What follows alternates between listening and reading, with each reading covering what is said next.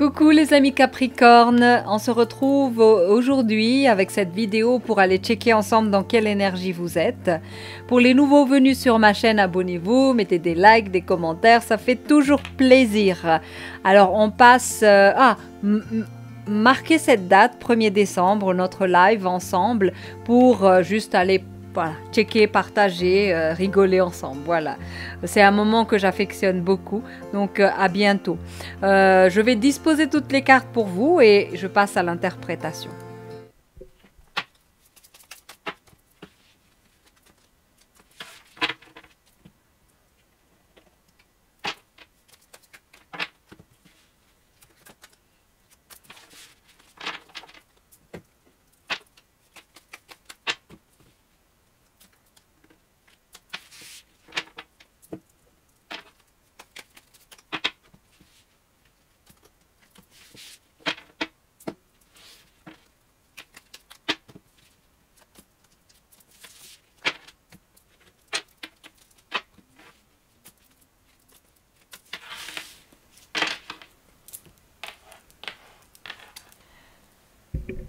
Voilà, c'est parti. Qu'est-ce qu'on a pour vous pour ce mois de décembre?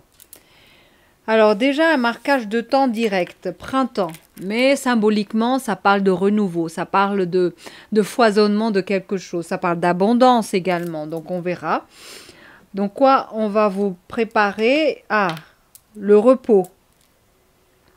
Alors, repos avant le printemps, quelque part, on est dans l'hiver. Ah, ok. Alors, je vais procéder à une lecture horizontale de cette ligne, dans le sens que je vais rester dans la base. Donc, on nous dit ici,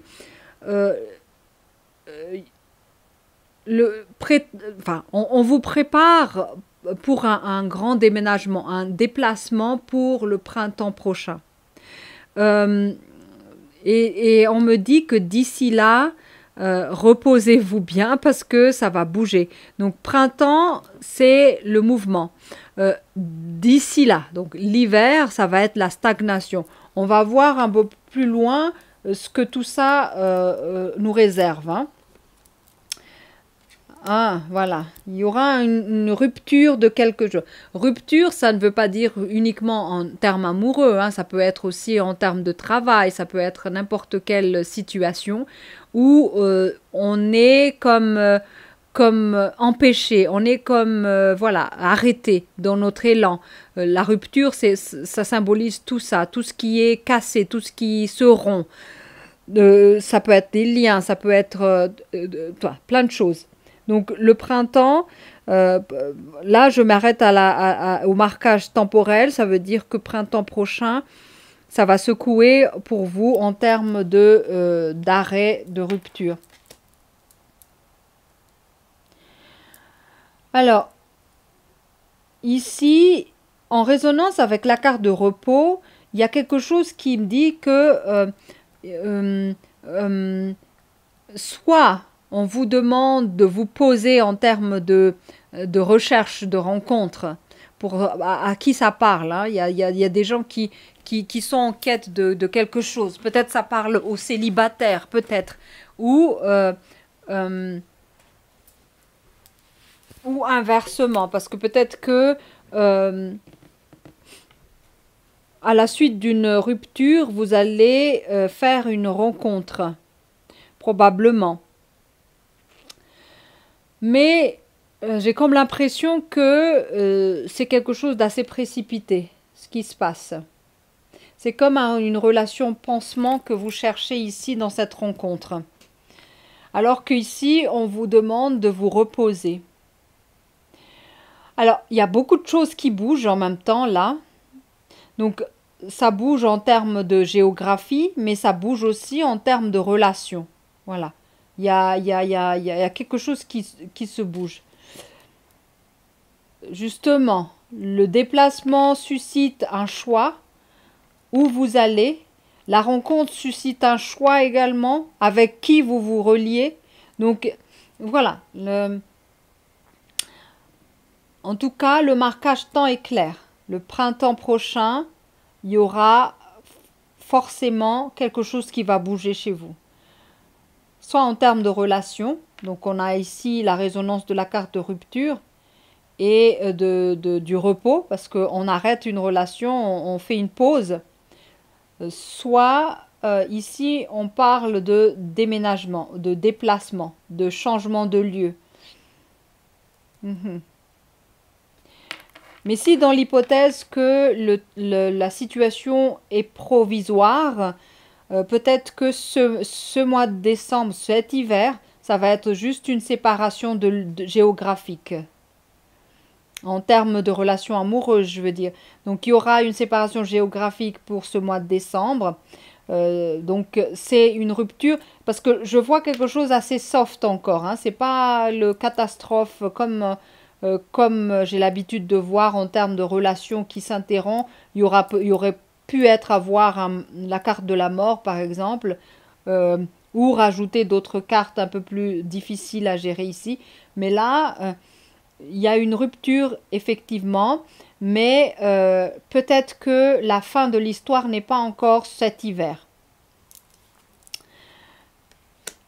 Et voilà, il y a la naissance. Soit la naissance va parler de l'aboutissement d'un bon choix qui a été élaboré ici. Donc il y a un renouveau, parce que ça fait résonance avec le printemps, la carte du printemps ici. Donc c'est aussi la naissance, la renaissance, le renouveau, comme je vous ai dit. Donc la rupture va juste être un catalyseur de quelque chose, hein, d'un changement, d'un renouveau. Donc peut-être que la relation va redémarrer ou pas, hein, on verra bien par la suite la configuration. Mais en tout cas, je viens de vous dire la place de ce choix-là, de cette carte de choix à cette embouchure du chemin géographique, parce qu'ici, cette carte part de déplacement. Donc la pertinence de ce choix est vraiment importante. Voilà. On continue. On a quoi ici? On a la projection de l'ego. Donc ça, c'est... Voilà. C'est un comportement. Hein. Ça peut parler de vous, comment vous gérez la situation. Peut-être que vous êtes trop focalisé sur vous, ou c'est l'autre qui est trop focalisé sur lui. Donc il y a une certaine projection, mais quoi qu'il en soit, vous faites les deux miroirs, face à face. Donc tout ce qui vibre chez vous vibre chez l'autre. Tout ce qui vibre chez l'autre va vibrer chez vous. Donc les failles que vous avez sont les mêmes failles que l'autre a, indéniablement. Donc c'est les mêmes choses qui s'attirent. Ici, on a quoi? On a la fécondité, une gestation. Alors, ce qui me semble un peu difficile à concevoir, c'est que peut-être que les conflits se sont déclarés l'automne passé et puis va s'éterniser cet hiver. Mais ce qui empêche véritablement de casser la situation, c'est peut-être le facteur enfant ou bébé. C'est peut-être ça qui est encore un souci dans cette situation. Et dans cette situation qui normalement devrait être une phase de repos et de lien entre le couple, va avoir un terrain de conflit, alors que ce n'est pas vraiment le moment, en fait. C'est un peu ça ce que je perçois. Parce qu'il y a beaucoup trop de bébés qui est là, donc j'ai comme l'impression que soit le couple ne va pas bien, pourtant vous attendez un enfant, soit il y a déjà un bébé qui est là et puis vous n'arrivez pas à gérer cette situation de conflit entre vous. Il y a tellement de résonance karmique face à face entre les deux âmes, donc c'est compliqué à gérer dans cette configuration-là. Donc il y a une éventualité de se séparer pendant un temps, jusqu'au printemps. Et même après le printemps, il y a idée là, ça cogite en termes de je prends un peu de recul et puis chacun reste chez soi pendant un moment. Il y a ça ce que je perçois. Ensuite, on a ici la carte de l'homme. Qu'est-ce qu'il a l'homme? L'homme ici, voilà, c'est l'homme qui va partir. C'est l'homme qui va quitter et aller vers un endroit plus tranquille. Mhm. Ouais. Ensuite, on a la bienveillance ici. La bienveillance de la mère par rapport à l'enfant. Et la bienveillance aussi dans le choix. Qu'est-ce qu'on choisit? Parfois, on n'a pas le choix d'ailleurs, hein, quelque part. Donc, ce n'est pas la même posture qu'il y a ici entre enfin, voilà, c'est vraiment une histoire de couple, hein, une histoire de couple entre un homme. Alors, je vais dresser un tout petit peu le portrait de cet homme, hein. C'est un homme qui est encore dans... Soit c'est encore un jeune, hein, soit c'est un jeune qui accuse mal, hein, le fait d'être engagé dans la paternité, par exemple. Parce que le jeune homme ici est paré de mille couleurs. Donc c'est un jeune homme qui est très attentif à son apparence physique, à tout ce qui est voilà, ses muscles, ses fringues, voilà, des choses très très basiques encore. Et l'arrivée de l'enfant bouscule un peu tout ça, toute cette son zone de confort, son habitude, même l'alimentation. Et le fait que, par exemple, il prend du poids, il ne supporte pas et c'est la faute à la femme ou à l'enfant. Donc c'est un peu ça. On voit également que ce jeune homme a encore une corne. Pas les deux, heureusement, mais encore une corne. Une corne, ça veut dire quoi? Une antenne pointée vers l'extérieur à la recherche d'eux. Une corne, c'est aussi une façon de dire je ne fais pas trop confiance. Donc, je cherche encore des possibilités ailleurs, hein. C'est ça le danger de ce personnage-là. Ici, par contre, on a une femme qui est peut-être un peu plus âgée que son partenaire, ou bien pas, mais on a une certaine maturité ici. Et cette femme a déjà conscience de sa responsabilité vis-à-vis de ce qu'elle a comme responsabilité en tant que mère ici. Donc, elle est bienveillante par rapport à sa propre fécondité, à sa descendance, qui n'est pas tellement le cas par rapport à l'homme, qui est aussi poussé par sa nature égocentrique, voilà, un peu narcissique sur les bords.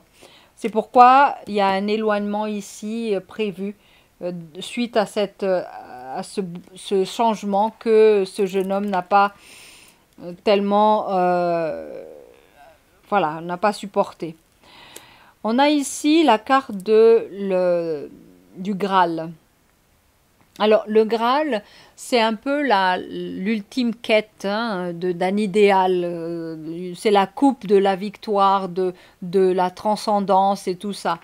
Et il y a comme une désillusion par rapport à ce jeune homme, parce que peut-être que il a cru toucher le Graal en ayant l'enfant et la femme. Mais voilà, la désillusion. Il s'est vite déchanté parce que ça engage beaucoup de responsabilités et il devait changer d'habitude de vie par rapport à ça, mais il veut pas céder de terrain par rapport à son passé, par rapport à qui il est. Donc il y a un peu ça, ce que je perçois dans cet esprit de Graal qui marque aussi la désillusion. Et, ouais, voilà, c'est ça. Le saut quantique. Mais vous voyez, c'est tellement véridique. Enfin, je ne sais pas à qui ça parle, mais cet homme a fait le saut vraiment dans l'idée de conquérir un idéal. Il a voulu faire un saut quantique. Et peut-être que à la base, le couple était dans cette même vibration, dans cette même perspective de quête de Graal, le grand amour, et puis construire quelque chose. Mais sans compter la vraie nature hein, du personnage. Voilà. On atterrit vite en prison, dans l'emprisonnement, dans l'enfermement. Donc la quête du Graal, comme je vous ai dit, a fait que on a sauté le pas vers la création du couple et de l'enfant, mais pour le jeune homme qui est là, c'est vite un enfermement qu'autre chose. Hein. Donc, d'où la souffrance qu'on fait porter aussi à l'autre parce qu'on est frustré par rapport à la situation et on veut se déresponsabiliser de tout ça en mettant tout le poids de la culpabilité sur l'autre. Hein. Donc faites attention si vous êtes la femme qui écoute ce tirage, ne prenez pas tout sur votre dos. Voilà. Clé finale pour le tirage, on a la carte du... je me rappelle plus de cette carte. Oh, je suis fatiguée ou quoi? Attendez, je vais voir parce que j'ai vite un blanc. Arcane majeur 14, c'est le... Oh là là. Voilà.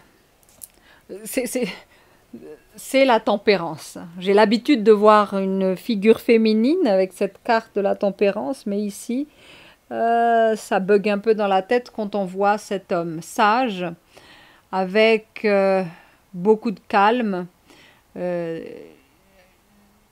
C'est totalement le contraire du personnage, en fait. Et si on veut que les choses s'améliorent, il faut que ce personnage change d'attitude et mette un peu de tempérance dans sa manière d'être. Ouais. Il faut de la tempérance pour calmer le mât. Le mât, c'est vraiment lui. Hein. C'est l'incarnation de ces trois personnages. Celui qui fait le bond en avant, même les yeux bandés, il va sauter hein, parce qu'il est convaincu d'eux. Mais il est vite déchanté. Il rebrousse de chemin. Mais c'est comme le mât qui avance sans savoir où aller, mais voilà, qui va parce que il a une